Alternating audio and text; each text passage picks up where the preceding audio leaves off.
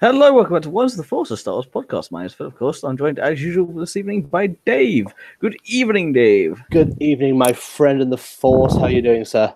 I am absolutely exhausted, my friend. I have been playing 13 hours of X-Wing today. I am absolutely shattered. I can imagine that's a lot of dice rolling. It is a lot of dice rolling, a lot of thinking. Went 3 and 3. It was all right. Had a good day. Hang out with mates, and it's all good fun. Catch up with people.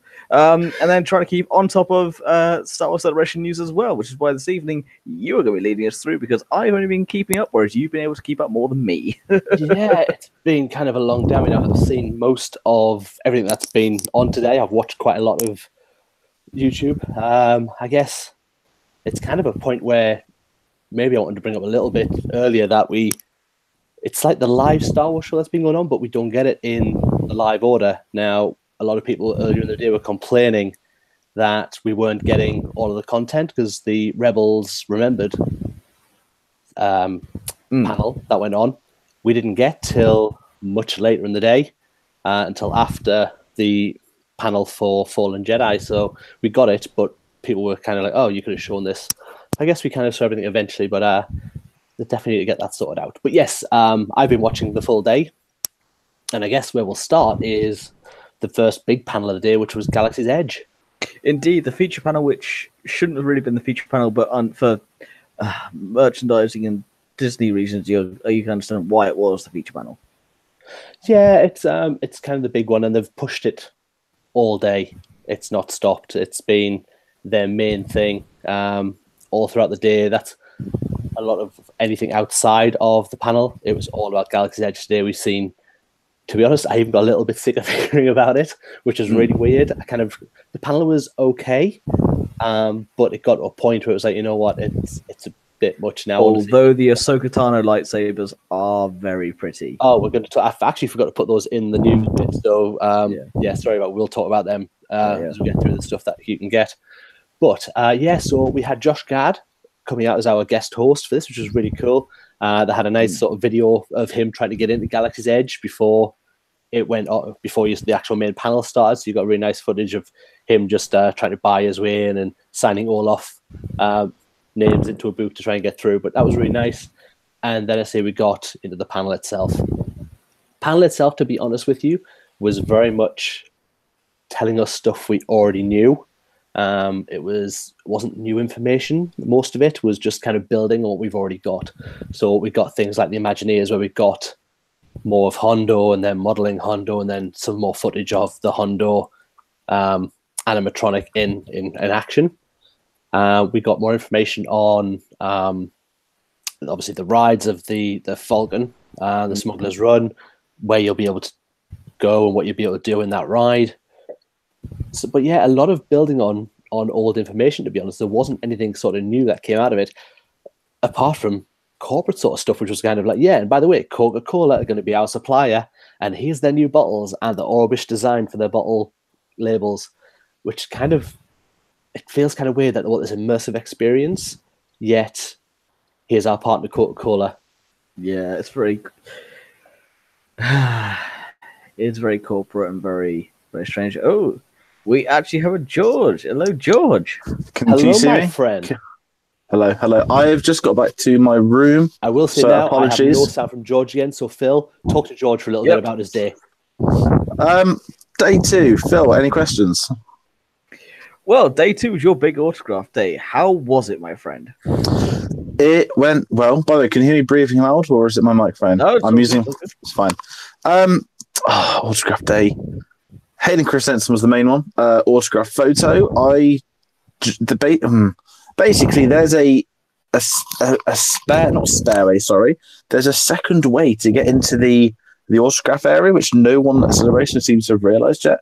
If you go from the tattoo pavilion, it's basically, well, if anyone there, you want to get an autograph, leave the tattoo pavilion, go left up the back, and it takes you to the autograph area without having to queue and be monitored. Obviously, you still need your QR code to get in, but it basically meant I got... What time is it now? And what time is that in England? Sorry, guys. It is 1 o'clock in the morning.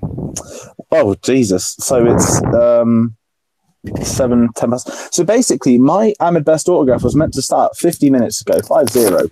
It was done at 3:00. Because of this new little technique, I just screenshotted my QR codes and zoomed in so they couldn't see the time. It just said my phone's paying enough and just zoomed in for you. So I got all of my autographs a lot earlier than I wanted to be. But no, Hayden. Now this is very interesting because I've not had the best experience with Tops in the build-up to this event. I don't think many people have. No. And one thing that I noticed is that they very much wanted you in and out. Now, I know commissioners do that, but these guys wanted you in and out as soon as you could. So, Hayden, he's in a booth. It's like curtains around it. He's not there yet. I'm the third person there. He gets in at 11, and his booth's all shut off, and he asks it all to be opened up so he can see everyone. So he's got like a normal queue because clearly they don't want people looking at him, or vice versa, or whatever. So, and when he was nice to people in front. He saw me. He said hi, shook my hand. Said, "Oh, you're from England?" I said, "Yeah, I come all the way to see you." He was really nice. Like, you could tell he was one of those where he appreciates the fan base. I think when I said, one of the main reasons I come here was to get your autograph in the hope that I could. So obviously it was quite late. He was quite kind of taken back, and you could just tell that he's someone that's got conversations in him. And at the same time, when there's like a Tops guy either side of him trying to move your poster along, they don't let anybody have any personalizations in regards to quotes. He actually asked me, do you want me to address it to you? Obviously, of course, I said yes. Yeah. So he did. And they started doing that after in the queue. They still said no quotes. Not a single, I mean, I've met 5 people this weekend, not a single one did a quote. And now I only would have wanted quotes probably off one, which would have been Ian McDermott. But Tops aren't about quotes. No one's getting quotes, which is a shame. They're more about money than anything else. They want the money. They want everyone in and out as quick as they can. But anyway, so Hayden's autograph went well. Very happy with that. Ian McDermott was next to him. This was my test of the Ian McDermott would be 5:00 this time. I went in at 11:30. Got his autograph. He was quite nice. He's from Stratford. Well, he lives in Stratford, which is like 20 minutes from my home. So it was kind of weird. Like, we kind of said, we're both in Chicago and in England. Like, basically, I didn't want to talk lights out though. That's the this is the thing. I didn't say that to him. I didn't say that. Oh yeah, I saw you at customs. Oh yeah, I live 20 minutes away from you, because that just sounds stalkery. Stalkerish. But I'm guessing everybody else has probably spoke about episode 9 this weekend, so maybe it's nice that someone spoke about home. Don't know. Yeah. But he was great. Hayden Photo was next at 2:40. Absolute catastrophe. I went in at 3:30. I was group 1. Countless delays. People mad. So basically, the good thing about Tops is one photo can have up to 4 people in it. So really, you could have paid $50 a piece if you had 4 of you. You'd have to share a photo, of course. But it was a mess because obviously when they have these tickets, they don't know how many people are going to be in said photo until you're standing there. So the queues were ridiculous. The organisation was awful, but he was nice on the photo. He said hi again, shook my hand again, and I was wearing my have you heard the tragedy of Darth Plagueis the Weiss? Now, the photo wasn't my favourite photo I've ever had taken. Probably more, that's just me as a personal opinion. But I'm still happy. The photo, you can see the words. He was nice. It's on my profile. It's everywhere. He was great. Then after that, I went straight to Ahmed Best. He was lovely. I spoke with him. I said, I'm a big fan. I said that when I was at uni, I wrote essays on motion capture, and a big proportion of that was on like Jar Jar Binks yourself, blah blah blah, technology, uni, boring. So I said, oh, these one-man shows you're going to be doing. I said, I know a lot of people back home would be really interested to go, and I just wanted to ask, are you going to be coming to England for them? Straight away, yep. He goes, there's no way that I could not come to England for doing shows like that. So now it has gone sort of very coy. So I'm hoping we get an announcement of some sort in the coming months. But knowing that he said we're definitely going to do something in England, that'd be really cool, because I think an evening with him would be very fascinating. Now, other things from today, guys, this was my autograph day. I don't actually have anything. I know someone, one of my dorm mates, was at the Fallen Order panel and has brought me back a free poster, whatever. Basically, they were giving out bags of everything. He took 2. So I've got myself a Fallen Order poster pin, and I think a month of Xbox Live. They play Xbox. Don't know what I'm going to do with it. But I've got some swag that we can put up on the channel. Tomorrow is the big one for me. Mandalorian. I'm in the Twin Sun stage, which is still one like the overflows, but it's still somewhere to watch said panel. So I'm going to be doing that. and then I'm going to basically if they do Mandalorian posters, they give them out. I'm actually going to try my hardest all day to get a Pedro Pascal autograph. Now, not to state the quality of the convention, 5 days is a long time to cover a convention. I'm feeling it a bit more. I'm doing a little bit more exploring each day. Basically, I've not done the entire show floor yet because I'm just trying to. I want to pace myself, but if tomorrow can be the Mandalorian stuff, and I do want to go into the Clone Wars panel. I'm trying to get into Clone Wars. I actually had a reservation for Rebels earlier, but I kind of was really hungry, so I didn't go. I really just couldn't be bothered to queue to go into another panel, even though I had the code. I've done a lot of queuing today with autographs as well. I've done way too much queuing. I want to rest. I'm not even going out. It's like 6, 7 o'clock here. I'm literally probably just going to get like a pizza or somewhere near here and just go eat, go to bed, because I'm going to need an early start tomorrow as well. I mean, to get into that episode 9 overflow in a good spot, I was there at like 6 in the morning. And I was in the top 10 in the end. I haven't even seen the Twin Suns stage. I don't know how I'm going to get there. But Mandalorian tomorrow, big day. And I'm going to chime out because Dave can't hear me. But anyone listening, that's my kind of day 2 update. And I will be back maybe tomorrow if we're all live. Who knows? If not, maybe audio. Bye. All right, see you later, George. Thank you very much. Dave, waiting for Dave to unmute himself.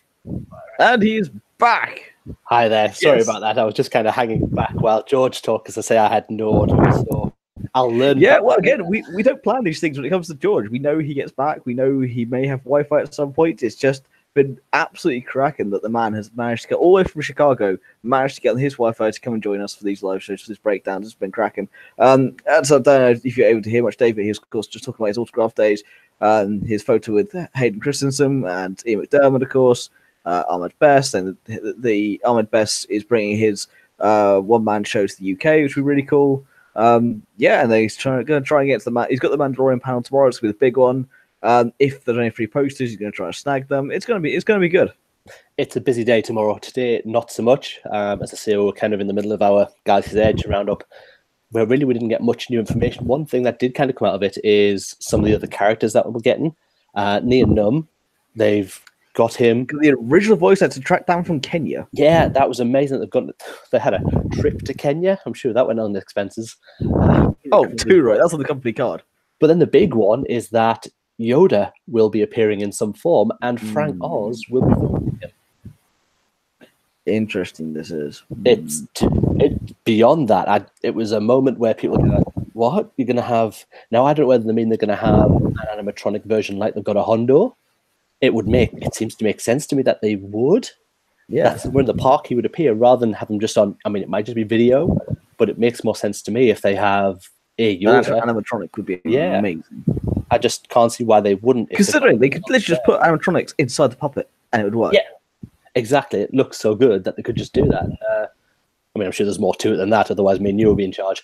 But from that, it was an amazing. A part with you, me and Josh would be great. Everyone would be happy because we'd just do it half-assed. It'd be great. It might break and it might blow up and it'll look really scary. And it won't ever open on time. It's an excellent point. It's an excellent point. Well made. But yeah, so other than that, really, we got more news on Rise of the Resistance, the ride which really had been sort of shrouded in mystery. The way they kind of explain it almost sounds like it's going to be an escape room sort of vibe about it, but setting it. They said you're going to be captured as Resistance fighters and taken aboard the Star Destroyer, and it sounds like what it's going to be is a big escape room. I'm guessing that'll be the way through it. Just I can't see any other way they'd play it. And from the information that's coming out, that's the way the vibe that comes out of me. They did say you're going to see characters from the new trilogy, so you're going to see Rey, Poe, Kylo Ren, BB-8 will all be involved. I'm guessing if it's Rey and Poe that you're going to see, probably on video more than anything. Somewhere maybe, because obviously you're not going to get Daisy and Oscar to wander around Disney parks every day for you. As wonderful as that would be, you kind of think that'd be a bit of a career dip for them. Kylo, who knows? Because obviously you could have him wandering around because Guy in mask is pretty easy to do. And then obviously BB-8 could be rolling around because, again, very easy for them to do with that as well. So, yeah, so really that was kind of the Galaxy's Edge panel. We got one trailer, well, we got shown a few little teaser trailers for the rides, but it was very, very clip. You didn't see any of the actual ride itself. No, I must admit, I was disappointed with the lack of actual imagery from the park itself. Yeah, I would have liked to see more, like a full look around of what they've got so far, and it would have been nice to go in there. But you know, it's coming. We're going to see all of that and plenty of it very shortly. Indeed. And of course, after that, we had the Rebels Revisited panel, which had Dave Filoni, Versa Marshall, Tia Sakar, and Taylor Gray in that panel as well. This was my favorite panel of the day, to be totally honest with you. And to be honest, all we got announced in it was an Art of Rebels book. We didn't get any other new information on there, but Dave Filoni talked Star Wars for the best part of an hour, and I could listen to that man talk Star Wars for days and days on end. He was just so insightful in the way he looks at his process and the way everything works with his characters, and talked about Kanan and his sacrifice. Even gave some information on the world between worlds, which I know is not yours and George's area that you love about Rebels. No, George and I are a very similar opinion of this has no place in Star Wars. I think it's worthwhile having a look at it, that maybe it wasn't an actual place, that it was in Ezra's head, but if it's in Ezra's head, is it not real anyway? And it was really, really insightful, and I say by far today my favorite panel that we've had. But again, nothing new came out of that. There was nothing announced. But we knew there was nothing new coming out of that. They already put that saying that as a de facto, there is nothing coming from this. Yeah, I'm glad they warned people ahead of time. I think people were expecting a big announcement to come, and people were expecting maybe a new animated series, but they said going in, look, nothing new. We're going to talk about Rebels. There was one point where they put a Filoni's artwork of the temple that they found with the World Between Worlds, and literally there was writing all around it on this whiteboard, and everything was blurred out, so you couldn't read a word of it, and just the drawing in the middle was the only thing you could see. So it was quite incredible that he's got this much information he'd written for just this temple. It was like a massive whiteboard filled to the brim with writing. It was excellent, and if you get a chance to go back, this is the panel I would say go back for and have a watch. I think you especially will really enjoy it. Yeah, no, I plan on doing so this week, this coming week. I really do. Unfortunately, I've been so busy with my own Star Wars adventure this weekend, but still, I will catch up the best I can next week. Yeah, definitely. So yeah, nothing really. I'd love to say there was lots of new stuff on there, but there really wasn't. It was just them talking. They showed a nice video of, it was about Ezra from when he first met him all the way through his little latest journey, about a 2.5-minute video. And cool. It was a really beautiful video as well. It was really nicely done. The music on there that had Tia Sakara in tears, but that she's like Ashley Eckstein cries at anything. It wasn't much of a. Those two scenes together, fine. Just watch them cry. Yeah, absolutely. But no, it was well worth seeing that. That's my recommendation of the day, to go back and watch that. I mean, we could probably put a solid bet on it tomorrow for the Clone Wars panel. Ashley Eckstein will cry. Well, me as well, so that'll be fine. We'll all be in tears tomorrow. You know we will. Oh, yes. And it's one of those things, depending on how the day is going, how the games are going, I may just concede that round just so I can watch the panel. I can't wait for tomorrow. We'll get to it at the end of this. Say that tomorrow, if I go win 5 in a row, if you go completely win it all, you get tickets to the World Championship. So I'm kind of like gunning for my ticket to Worlds. That would be cool too. It would be indeed. But yes, we shall see what I can and cannot watch. I think I might as well just blast through it. Again, we've had the Art of Rebels book announced. I will probably get that. I got the Art of the Last Jedi. It's one of my favorite books there, and for Star Wars, just poring over it, looking at all the cool imagery, looking at everything that all the concept art was great. I don't know, when's that out? Did they give a release date for it? They did give a release date. I'm sure, again, it's all around November, October time. I can't remember the exact date. I didn't take a note of it, to be totally honest with you. But they did say it was coming out back end of the year. So that should be with us. I would expect November. It seems everything that's been sort of announced is November, October time before we get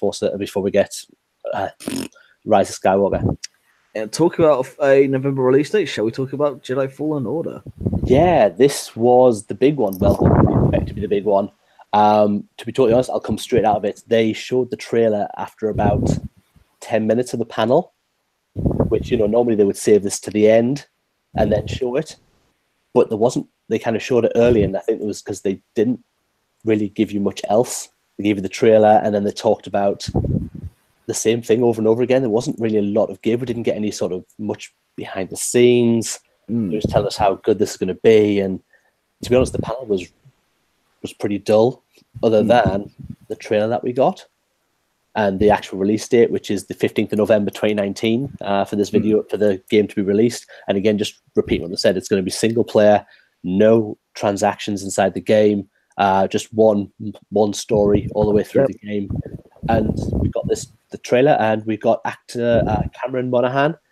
He is probably known, if anybody watches Gotham, he has been the Joker character over the last few seasons. They've had him in different various guises of that, but he's played that part really well. He came out and he talked really well when he came on stage about his love of Star Wars and doing this character. It's all motion captured through him as well, and the likeness is taken off him as well for the character. But yeah, they talk really, they bigged the game up a lot, and then again they showed the trailer at the end.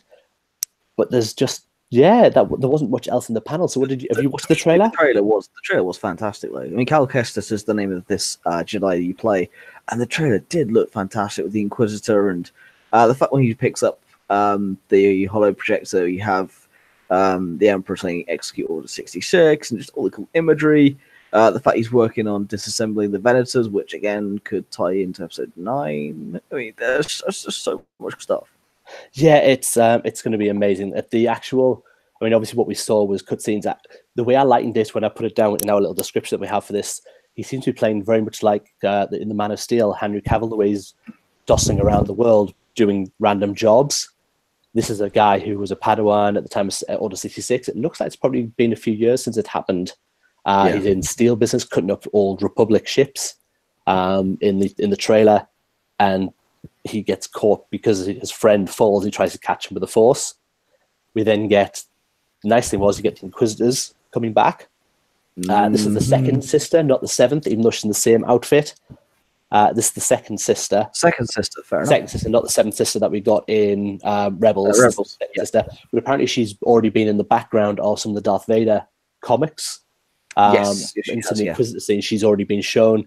And then they showed these new Purge troopers as well, these big troopers in black armor with the... Very similar to the commando troops from the Republic. Oh, very much. The designs, especially the helmet design, is almost like the actual shape of it, with sort of the ribbed design down the side of it.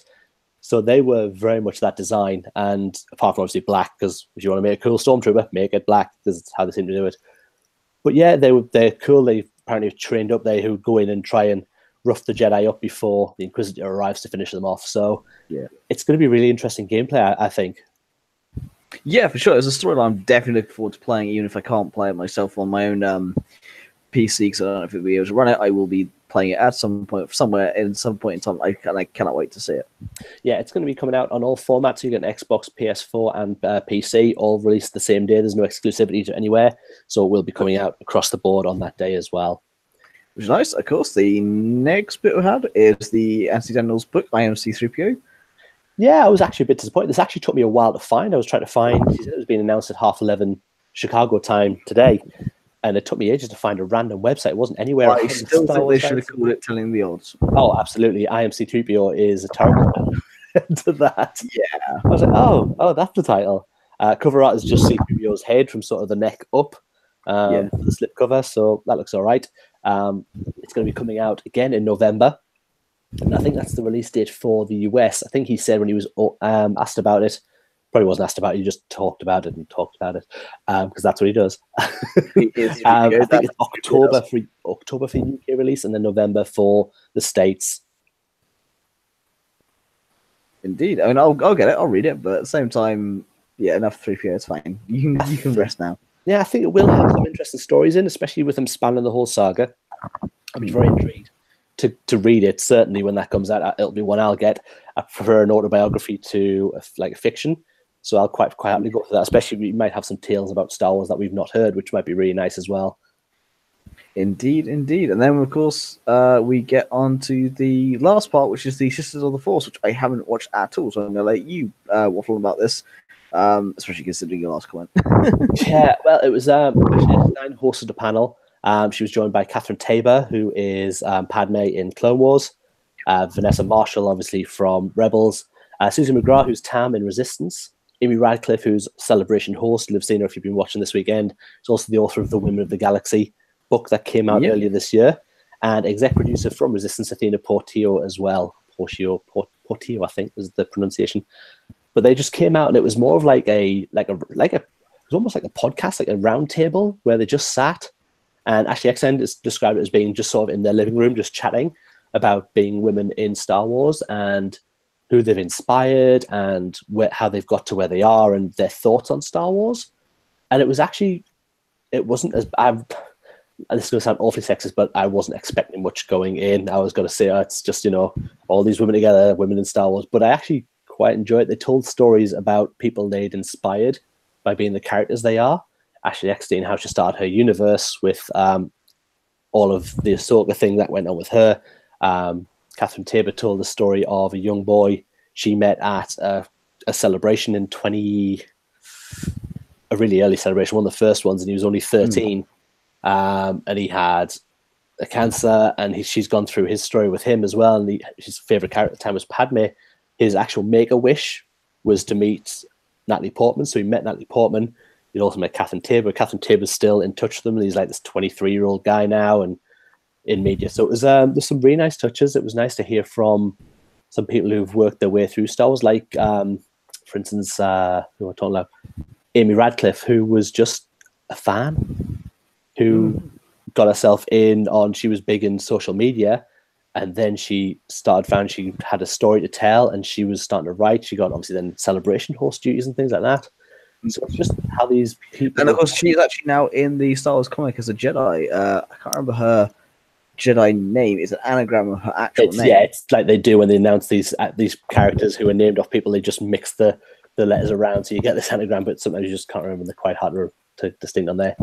And then, there was exec producer Athena. She was...